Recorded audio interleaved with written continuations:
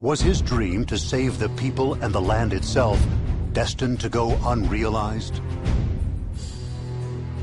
Thanks in large part to the efforts of Liu Bei, the Yellow Turban Rebellion came to a much welcomed end. Afterwards, he continued to fight on behalf of the people, but the chaos showed no signs of abating.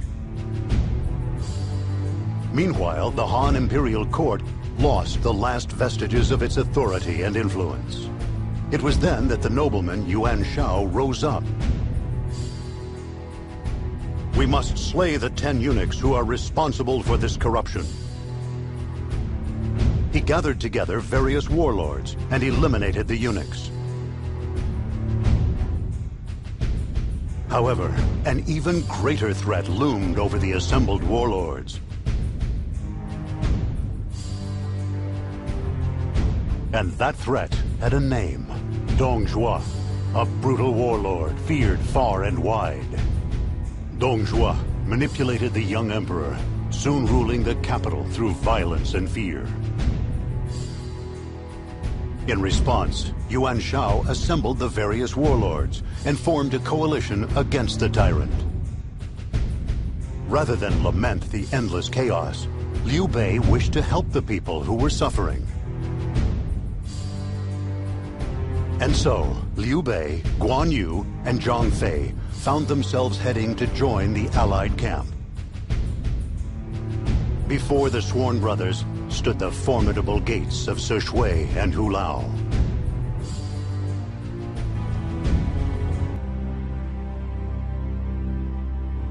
Having managed to elude Dong Zhuo's pursuit, Cao Cao fled the capital.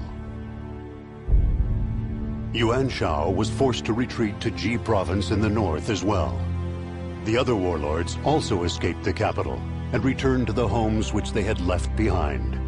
As waves of tyranny washed over the capital, only the sound of Dong Zhuo's cruel laughter could be heard. It seemed as if the land was doomed to be shrouded in chaos. Yet Cao Cao, who was at his best in times of adversity, had already prepared his next move. He raised troops and sent a call to arms to the various warlords across the land.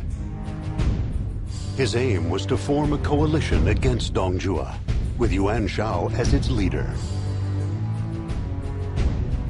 And so, Yuan Shao, Cao Cao, and numerous other brave souls began their march on the capital to confront Dong Zhuo. Which side would emerge victorious?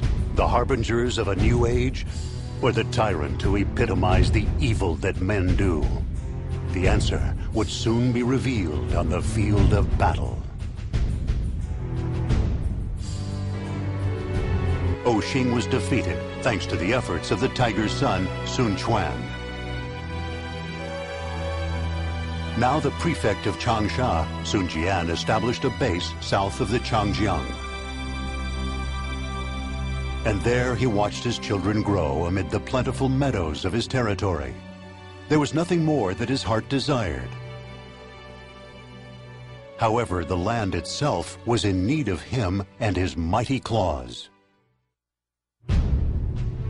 At the capital of Luoyang, a new rebellion was brewing. The warlord Dong Zhuo began abusing his power. And so Sun Jian was again requested to participate in the alliance against the evil tyrant. With a considerable push from his son Sun Ce, Sun Jian agreed to join the cause. With the nobleman Yuan Shao as its leader, Sun Ce marched together with the coalition against Dong Zhuo. Before them lay the formidable gates of Sishui and Hulao, whose defenders were about to hear the mighty tiger's roar.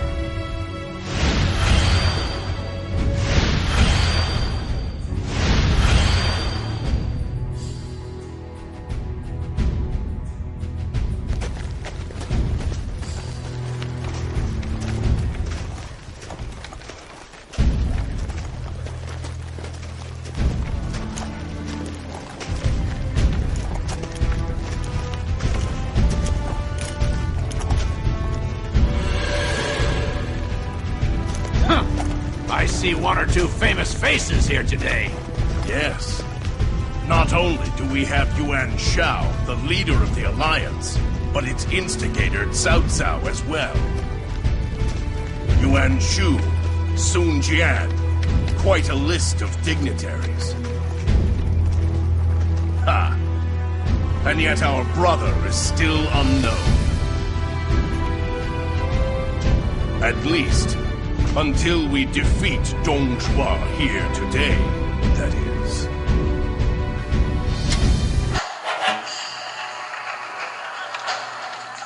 Everyone, we have gathered with a common purpose, to slay the traitor Dong Zhuo.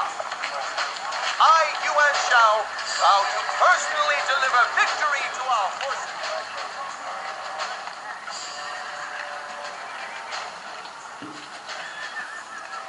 Wow, would you look at that? I never knew there were so many loyal warriors in the land. I honestly doubt that they're all here for the sake of the Han. I'm sure they must all have ulterior motives.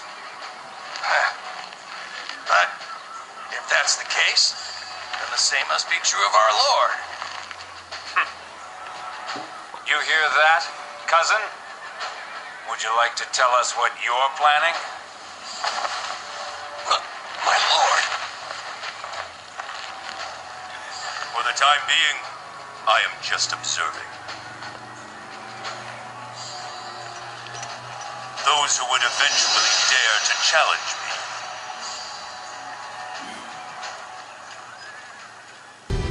me. Rest assured, we are fighting for the most righteous of causes. Fear not! Step forth and be proud, for to battle we march!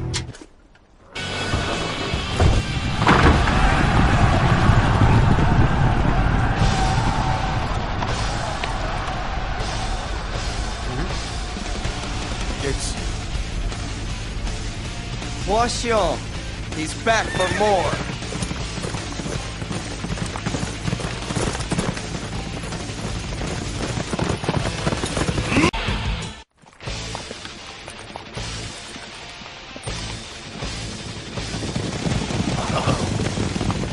Hua Xiong!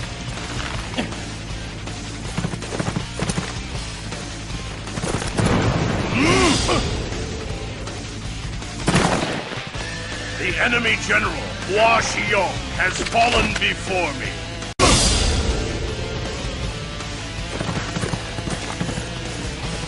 The enemy general, Hua Xiong, has fallen before me. Now there's a man that'd be worth fighting. He is magnificent.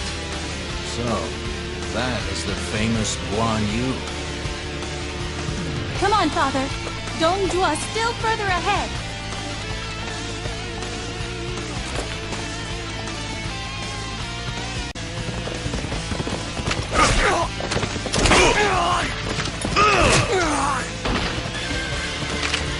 He's too strong! Magnificent. I am impressed.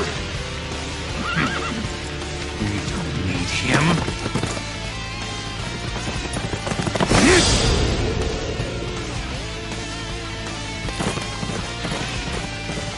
Now he's done it.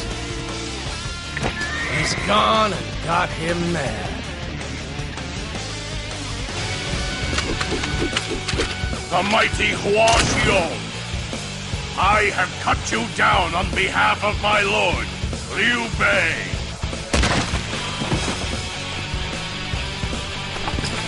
Fine work, Guan Yu. My brother. That's the way! I knew you had it in you!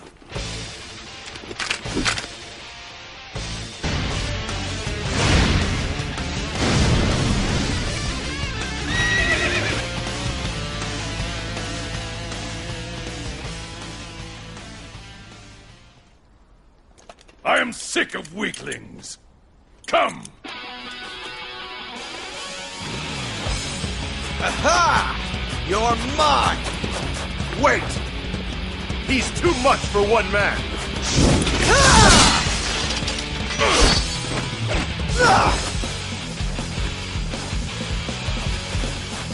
What are you thinking? Attacking on your own! We must combine our strength to defeat him. Now we stand a chance.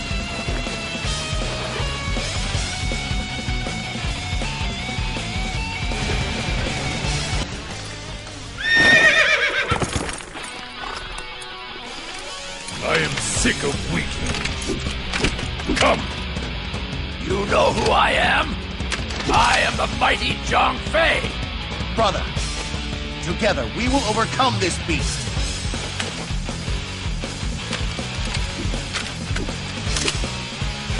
Out of the coalition members, it was Sun Jian whose accomplishments towered highest. Having been driven off by the coalition, Dong Zhuo fled the capital and sought refuge in Chang'an. The coalition managed to retake Luoyang, which had long served as the center of Han influence. With their spirits high, Sun Jian and the others entered the capital, yet what awaited them was a shock to all present. The once glorious capital lay in ruin. Like a deadly inferno, Dong Zhuo had swept through the city during his escape, burning all that he came across.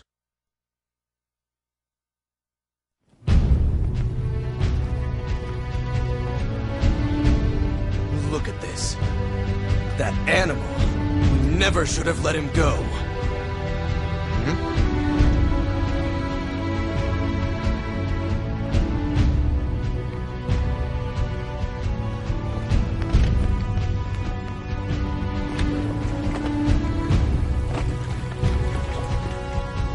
This is...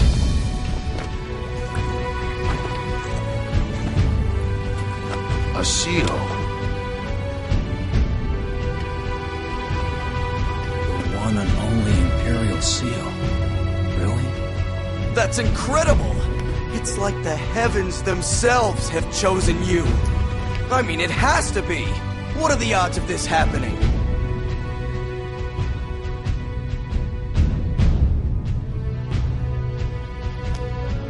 Father?